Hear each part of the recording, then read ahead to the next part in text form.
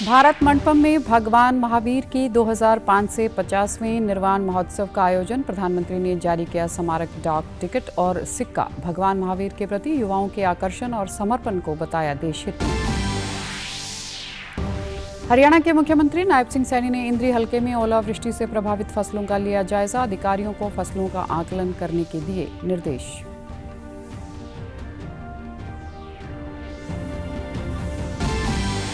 और मुख्य सचिव ने सभी जिला के उपायुक्तों के साथ गेहूं व सरसों खरीद को लेकर की वर्चुअल बैठक। कहा, रविवार को खरीद बंद रखकर 50% उठान करें सुनिश्चित।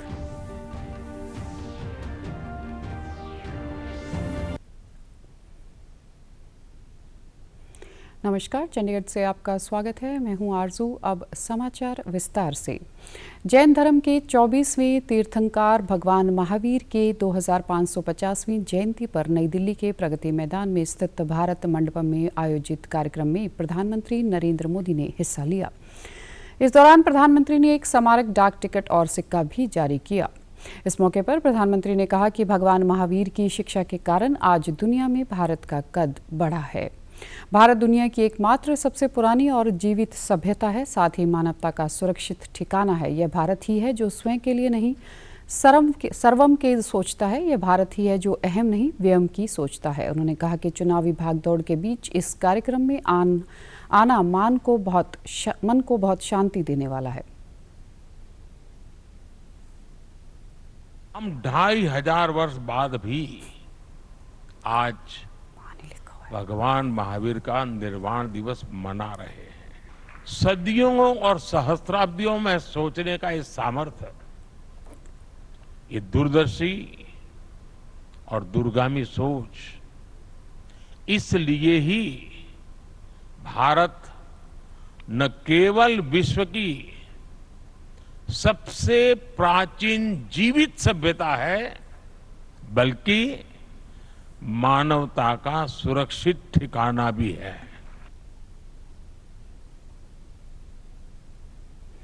प्रधानमंत्री ने भगवान महावीर की प्रतिमा पर पुष्प अर्पण किए। उन्होंने संतों से आशीर्वाद भी लिया। प्रधानमंत्री ने भारत की आध्यात्मिकता को देश की प्राण शक्ति बताया। उन्होंने कहा कि देश की स्वतंत्रता के 75 साल के बाद सभी का प्रण वाद विवाद से निकलने वाले अमृत की ओर आगे जाने को लेकर होना चाहिए। प्रधानमंत्री ने भारत के सदियों पुराने सत्य, अहिंसा और समभाव व मानवता के संदेश को भी दोहराया है। ऐसे में हमारे तीर्थंकरों की शिक्षाएं और भी महत्वपूर्ण हो गई है।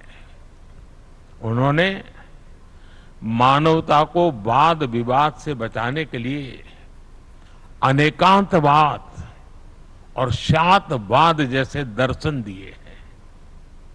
अनेकांतवाद यानी एक विषय के अनेक पहलुओं को समझना, दूसरों के दृष्टिकोण को भी देखने और स्वीकारने की उदारता वाला। महावीर जयंती के अवसर पर बड़ी संख्या में जैन अनुयायी आज अहमदाबाद में दीक्षा लेने के लिए पहुंचे। देश भर में आज भगवान महावीर का जन्मोत्सव हर्षोल्लास के साथ मनाया जा रहा है। उन्होंने पूरे समाज को सत्य और अहिंसा का मार्ग दिखाया। जैन धर्म से जुड़े लोग जैन मंदिरों में जाकर पूजा पाठ कर रहे हैं। राष्ट्रपति द्रौपदी मुर्मू ने महावीर जयंती की शुभकामनाएं दी। उन्होंने एक्स पर लिखा, सभी देशवासियों को, विशेषकर जैन समुदाय के भाइयों और बहनों को महावीर जयंती की शुभकामनाएं। भगवान महावीर त्याग, करुणा एवं संवेदनशीलता के मूर्तिमान प्रतीक थे। उनकी संयम, सदाचार, अहिंसा एवं अपरिग्रह की शिक्षाएं आज भी प्रासंगिक हैं। आइए शुभ अवसर पर हम उनकी शिक्षाओं को अपनाकर सभी जीवों के कल्याण के लिए कार्य करने का संकल्प लें। वहीं प्रधानमंत्री नरेंद्र मोदी ने सोशल मीडिया एक्स पर लिखा, महावीर जयंती के पावन अवसर पर देश के समस्त परिवारजनों को मेरी अनंत शुभकामनाएं। शांति, संयम और सद्भावना से जुड़े भगवान महावीर के संदेश विकसित भारत के निर्माण में देश के लिए प्रेरणा पुंज हैं। पंजाब के राज्यपाल और यूटी प्रशासक बनवारी लाल पुरोहित ने महावीर जयंती पर पंजाब और केंद्र शासित प्रदेश चंडीगढ़ के लोगों को शुभकामनाएं दी हैं। अपने संदेश में राज्यपाल ने कहा कि भगवान महावीर की अहिंसा, करुणा और नेकी की शिक्षाएं दुनिया को लंबे समय से रोशन करती आ रही हैं। भगवान महावीर का आशीर्वाद हमें सत्य और करुणा के मार्ग पर चलने के लिए प्रेरित करे, जो हमें आंतरिक शांति और ज्ञान की ओर ले जाए। हरियाणा के मुख्यमंत्री नायब सिंह सैनी व पंजाब के मुख्यमंत्री भगवंत मान ने प्रदेशवासियों को महावीर जयंती की शुभकामनाएं दी हैं। उन्होंने सोशल मीडिया एक्स पर लिखा, भगवान महावीर के उदात्त आदर्शों का अनुसरण करके हम सभी जीवन में धर्म, शांति और समृद्धि की प्राप्ति के लिए संकल्पित रहें। सत्य और अहिंसा के अवतार भगवान महावीर जयंती की आप सभी को शुभकामनाएं। मुख्यमंत्री नायब सिंह सैनी ने कल अपने करनाल दौरे के दौरान इंद्री हलके में बरसात व ओलावृष्टि से क्षतिग्रस्त फसलों का जायजा लिया। इससे पहले उन्होंने शाहबाद और बबैन लाडवा क्षेत्र में भी ओलावृष्टि से खराब हुई फसलों का जायजा लिया। गांव धामनहेड़ी में मुख्यमंत्री ने किसानों को भरोसा दिलाया कि सरकार उनके साथ है। इस मौके पर पत्रकारों से बातचीत में मुख्यमंत्री ने कहा कि अधिकारियों को बरसात एवं ओलावृष्टि से खराब हुई फसलों का आकलन करने के निर्देश दे दिए गए हैं। पटवारियों को भी गांव में जाकर किसानों की फसलों का निरीक्षण कर रिपोर्ट भेजने के निर्देश दे दिए हैं। का जो नुकसान हुआ है और सरकार लगातार उसको लेकर के कि उसका मुआवजा उस तक पहुंच जाए, तो उसका जो सारा पटवारी जा कर के उसका सर्वे करेगा और सर्वे करके जो नुकसान हुआ है उसकी भरपाई सरकार करेगी। और मैंने तो ये आदेश भी पीछे दिए थे कि हमारा किसान जो जब जे फार्म उसका कट जाता है तो उसकी पेमेंट चली जाए, तो वो तुरंत पेमेंट भी जा रही है। उन्होंने किसानों से अपील करते हुए कहा कि वे अपने फसलों के खराबे का विवरण पोर्टल पर अपलोड कर दें। फसलों के निरीक्षण की रिपोर्ट मिलने के बाद सरकार तत्काल प्रभाव से किसानों को मुआवजा देगी। मुख्य सचिव TVSN प्रसाद ने कल चंडीगढ़ से वीडियो कॉन्फ्रेंसिंग के माध्यम से प्रदेश के सभी उपायुक्तों व अन्य अधिकारियों से रबी फसल की खरीद से संबंधित व्यवस्थाओं के संबंध में समीक्षा बैठक की। उन्होंने प्रशासनिक सचिवों, सभी जिलों के उपायुक्तों तथा रबी फसल की खरीद से संबंधित अधिकारियों को निर्देश देते हुए कहा कि प्रदेश की मंडियों में गेहूं व सरसों की आवक तेजी से बढ़ रही है। किसानों व आड़तियों से तालमेल करके रविवार को मंडियों में फसल खरीद बंद रखी जाए और 24 घंटे में 50% गेहूं व सरसों की फसलों का उठान करवाकर गोदामों में रखवाएं। उन्होंने कहा कि अगर गेहूं उठान के लिए आड़ती अपने वाहन का इस्तेमाल करते हैं तो उन्हें खाद्य व नागरिक आपूर्ति विभाग द्वारा तय दर से भुगतान कर दिया जाए। किसान की फसल का जे फार्म कटने के 72 घंटे के अंदर अंदर फसल का भुगतान किया जाए। उन्होंने प्रशासनिक सचिवों को भी समय समय पर अपने अधीन मंडियों का निरीक्षण करने के भी निर्देश दिए। हिमाचल प्रदेश कांग्रेस के सह प्रभारी और पंजाब कांग्रेस के बड़े नेता तजिंदर पाल सिंह बिट्टू भाजपा में शामिल हो गए हैं। इसके अलावा करमजीत कौर चौधरी भी भाजपा में शामिल हो गई हैं। ये दोनों नेता भाजपा के राष्ट्रीय महासचिव विनोद तावड़े और केंद्रीय मंत्री अश्विनी वैष्णव की उपस्थिति में पार्टी में शामिल हुए। इस मौके पर तजिंदर पाल सिंह बिट्टू ने कहा कि पीएम मोदी के नेतृत्व में हम पंजाब को काफी आगे लेकर जाएंगे।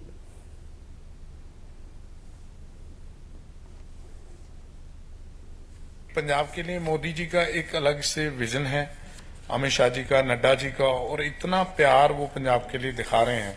और खास तौर पे सिख कम्युनिटी के लिए जितना मोदी जी ने और अमित शाह जी ने और जितना नड्डा जी ने और सारी बीजेपी की टीम ने, हमेशा इनका पंजाब के प्रति बड़ा लगाव रहता है।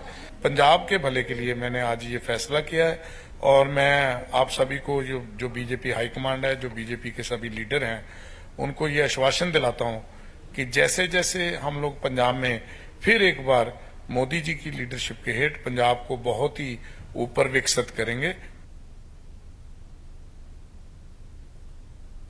वहीं करमजीत कौर चौधरी ने कांग्रेस पर हमला बोलते हुए कहा कि क्यों कांग्रेस के वफादार नेता पार्टी से निराश होकर पार्टी छोड़ने पर मजबूर हो रहे हैं। इस पर कांग्रेस पार्टी को सोचना चाहिए। किसाना, नौजवान, महिलावां ते कुचले हुए साथियां दे अगे ਵਧਾਉਣ ਦੇ ਲਈ ਕੰਮ ਕੀਤਾ। भारतीय जनता पार्टी ਦੇ ਇਸ ਮੰਚ ਤੇ ਅੱਜ ਸੰਕਲਪ ਕਰਦੀ ਹਾਂ ਆਪਣੇ ਪੰਜਾਬ ਦੇ ਲੋਕਾਂ ਅਤੇ ਆਪਣੇ ਦਲਿਤ ਭਾਈਚਾਰੇ ਦੇ ਸੁਨਹਿਰੇ ਭਵਿੱਖ ਲਈ ਆਖਰੀ ਦਮ ਤੱਕ ਯਤਨਸ਼ੀਲ ਰਹਾਂਗੀ। हरियाणा की महिला पहलवान विनेश फोगाट, अंशु मलिक और ऋतिका हुड्डा ने एशियाई ओलंपिक क्वालिफायर में देश को 3 ओलंपिक कोटा दिलवाए। किर्गिस्तान के बिश्केक में हुए मुकाबले के दौरान विनेश ने 50 किलो भार वर्ग में कजाकिस्तान की लाउरा को 10-0 से हराकर ओलंपिक का कोटा हासिल किया। अंशु मलिक ने 57 किलो भार वर्ग में उज्बेकिस्तान की सोबिरोवा को 11-0 से और ऋतिका हुड्डा ने 76 किलो भार वर्ग में ताइवान की चांग हुई को 7-0 से हराकर पेरिस ओलंपिक के लिए क्वालिफाई किया। रोहतक की ऋतिका ने पहला दौर तकनीकी आधार पर बेहतर प्रदर्शन कर जीता। इससे पहले हिसार की पहलवान अंतिम पंघाल विश्व चैंपियनशिप में कांस्य पदक जीतकर 53 किलो भार वर्ग में पेरिस ओलंपिक कोटा हासिल कर चुकी हैं।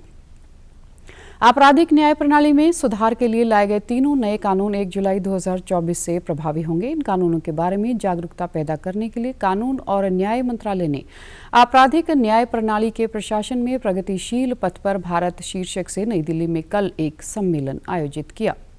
इस कार्यक्रम को उच्चतम न्यायालय के मुख्य न्यायाधीश DY चंद्रचूड़ ने संबोधित किया। उन्होंने कहा कि नए कानूनों को प्रभावी बनाने के लिए इंफ्रास्ट्रक्चर व निवेश, पुलिस, जजों और वकीलों को प्रशिक्षण देने की जरूरत है। आर्टिफिशियल इंटेलिजेंस के प्रयोग पर जोर देते हुए डॉक्टर चंद्रचूड़ ने कहा कि आपराधिक जांच के मामलों में न्यायपालिका को AI की मदद से जांच की प्रगति में मदद मिलेगी।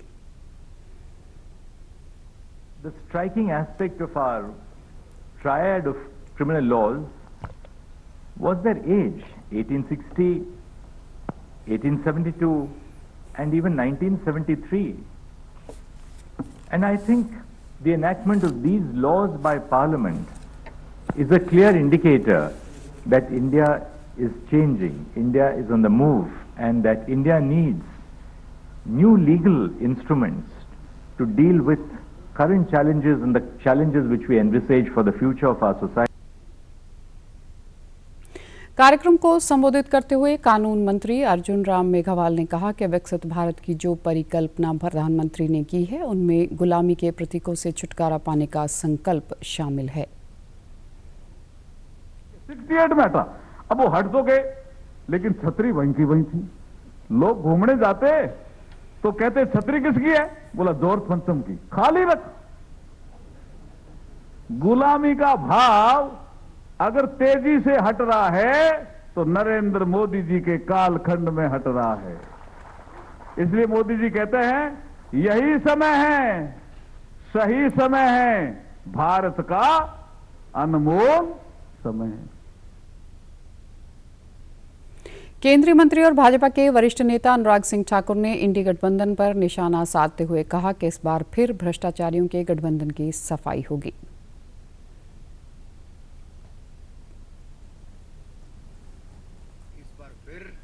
इन भ्रष्टाचारियों के गठबंधन की सफाई होगी। लोगों ने मन पक्का बना लिया है। और राहुल जी को मैं इतना कहना चाहता हूं, ना 2014 में ना 2019 में आपको जनता ने जिताया। इस बार भी कांग्रेस की लड़ाई केवल 40 पार करने की है और भाजपा को जनता पूर्ण बहुमत और 400 पार करने का आशीर्वाद देगी। उन्होंने कहा कि कांग्रेस देश को कमजोर करने की सोचती है और तुष्टीकरण की राजनीति करती है। इस वर्ष फरवरी के महीने में कर्मचारी भविष्य निधि संगठन EPFO ने 15,48,000 नए सदस्य जोड़े हैं। EPFO द्वारा जारी आंकड़ों के अनुसार फरवरी में लगभग 7,78,000 नए सदस्यों को नामांकित किया गया है। नए सदस्यों में अधिकांश 18 से 25 वर्ष के आयु वर्ग के हैं। नए सदस्यों में 2 लाख से अधिक महिलाएं हैं। कुल नए सदस्यों का यह 56.36% है। इससे जाहिर होता है कि संगठित कार्यबल में शामिल होने वाले अधिकांश लोग युवा हैं। अब खबरें फटाफट।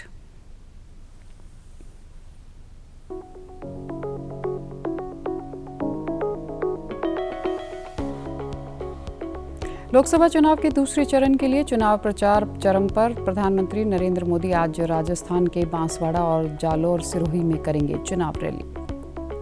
विश्वविद्यालय अनुदान आयोग की राष्ट्रीय पात्रता परीक्षा के लिए NTA की वेबसाइट पर पंजीकरण शुरू। 10 मई तक होंगे आवेदन, 12 मई तक करवा सकेंगे शुल्क जमा। पंजाब के बिजली विभाग ने फसलों को आग लगने से बचाने के लिए किसानों से सावधानी रखने की अपील की। ढीली और लटकी तारों की सूचना तुरंत विभाग को दें। आईपीएल में आज बेंगलुरु के सामने होगी कोलकाता की चुनौती। दूसरे मैच में पंजाब किंग्स का सामना गुजरात से। कल हुए मैच में हैदराबाद ने दिल्ली को 67 रन से दी मात।